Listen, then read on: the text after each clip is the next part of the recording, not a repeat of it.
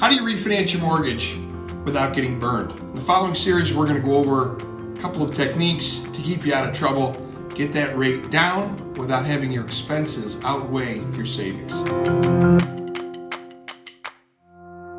Episode 1, refinance basics. 3 things. That's it. That's all you need for a refi. Thing 1, thing 2, thing 3. Thing 1, we're paying the old loan off. Thing 2, we're paying the professionals to get you your new low rate. Thing 3, we're setting up the new mortgage. Let's go through that. All right, let's get started. Thing 1, we're going to pay off your loan. Your mortgage payoff is your principal balance plus interest used in the month that you're living in your home. Payoff is always higher than your principal balance. No matter where you go, no matter who your mortgage company is, this will be done correctly, and nobody can take advantage of you with this particular part of a refinance. Thing 2, paying the professionals to get you closed. Underwriting fees should generally be about $1,100. Title charges in the state of Illinois or Wisconsin are going to be approximately $650, and an appraisal should cost you $500. Any additional fees, points, origination fees, application fees, these are all things that cost extra. This is what we have to watch out for. It's okay to spend some money on these fees, but we need to understand our break-even period when we spend money on them. We'll talk about that in future videos. Now we're on to thing 3, setting up prepaids. Setting up prepaids means 2 things.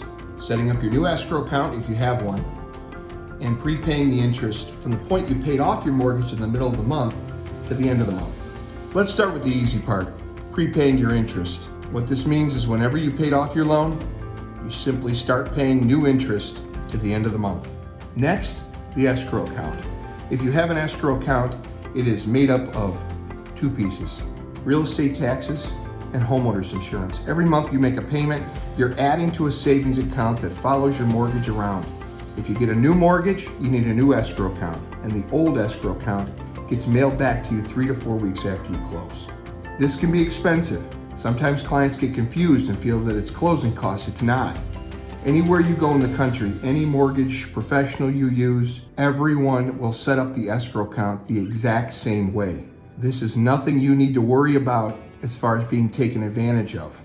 You do need to worry about the cash flow. You'll be setting up sometimes quite a bit of money and then waiting 3 to 4 weeks for your check to come back from your old mortgage company in the mail. It's expensive, but it's safe. Okay, now that we've gone over thing 1, thing 2, and thing 3, let's go over an example. I've got my customer at the top. Closing on July 10th. There will be no mortgage payment on August 1st.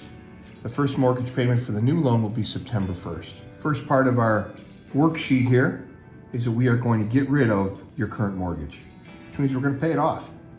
So what that means is we take the principal balance of your loan after you made your last payment and we add interest to it to create your payoff. Your payoff, notice, is always higher than your principal balance. If for some reason you have an escrow shortage, in other words, you owe your current mortgage some money for the money they've paid out for your taxes and insurance, we would reimburse them for that as well. That would be an additional fee and would be added to your payoff. We're done with thing 1. Your mortgage is gone. All right, let's move on to thing 2. We're now paying all the professionals to get your new loan set up. $650 for title, $1,100 for an underwriting fee, and $495 for an appraisal if we need to do one. The reason the $495 is up here in the right-hand column is because an appraisal needs to be paid for before your closing. And so this worksheet is here to represent how much you're going to need at your closing.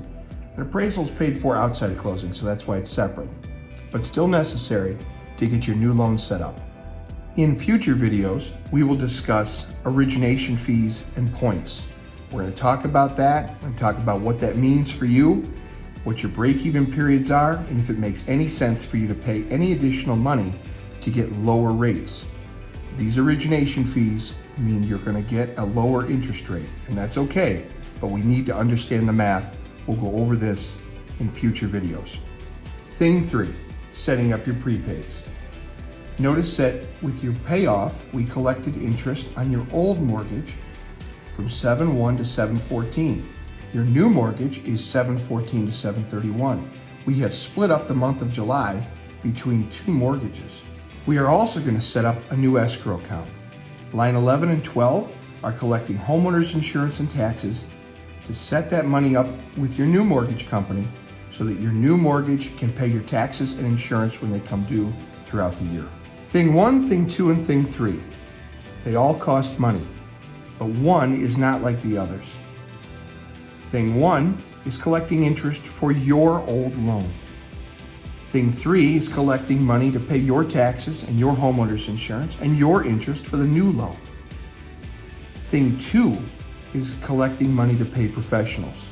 This is where refinancing can be tricky and a consultation with a mortgage professional is required.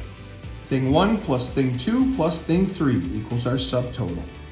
And we've decided at Mortgage Capital Group to eliminate Thing 2 so that we are only left with the expense of Thing 1 and Thing 3. Thing 1 and Thing 3 make our cash to close $7,825.70. But it's important to remember that the client will be receiving an escrow check back from their current mortgage company 3 to 4 weeks after they close, and the August 1st mortgage payment is in Thing 3 and Thing 1. It is comprised of interest for the first half of the month, interest for the second half of the month with the new mortgage, 1 month of taxes, and 1 month of homeowner's insurance. It's in Thing 1 and Thing 3. And so while there certainly is cash due at the closing, it isn't due to closing costs or extra fees. It's the things that clients have to pay for with every single refinance anywhere you go. In the next video, let's focus on Thing 2, the thing that can be the thing that costs people a lot of money. Okay, so that's it. Episode 1 is over. Thing 1, Thing 2, and Thing 3. Isn't it nice? All we need to worry about is what you're paying to get your new low rate. Join me for episode 2. Let's get into some depth into that, get you educated. Let's talk about break-even period. Very exciting stuff. Join me.